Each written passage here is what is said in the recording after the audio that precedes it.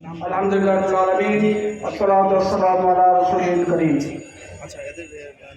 সম্মানিত আজকের এই 11 দলীয় ঐক্য জোটের ডাকে চাঁপাইনবাবগঞ্জ জেলা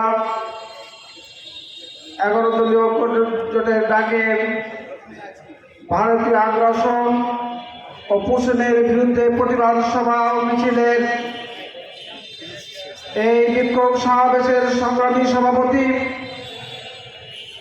বাংলাদেশ জামাত ইসলামী চাঁপাইনবাবগঞ্জ জেলার সংগ্রামী আমির জননেতা মাওলানা আবু জার গেফারি, আজকের এই সমাবেশের প্রধান অতিথি চাঁপাইনবাবগঞ্জবাসীর কৃতি সন্তান জাতীয় সংসদ সদস্য চাঁপাইনবাবগঞ্জ 3 আসনের মান্য এমপি জনাব নুরুল ইসলাম বুলবুল, আজকের এই সমাবেশের বিশেষ অতিথি এই শিবগঞ্জের মাটি মানুষের নেতা, আমাদের প্রাণপ্রিয় নেতা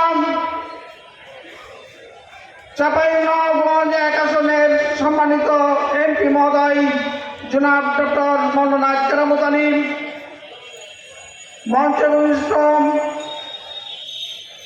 11 দলীয় ঐক্য জোটের সহ অন্যান্য নেতৃবৃন্দ, প্রাণপ্রিয় শিবগঞ্জবাসী, আপনারা জানার ছিল জগদ্দল পাথরের মতো বাংলাদেশে চেপে বসেছিল ওই ভারতীয় তাবেদার গোলাম হিসেবে কাজ করছিল।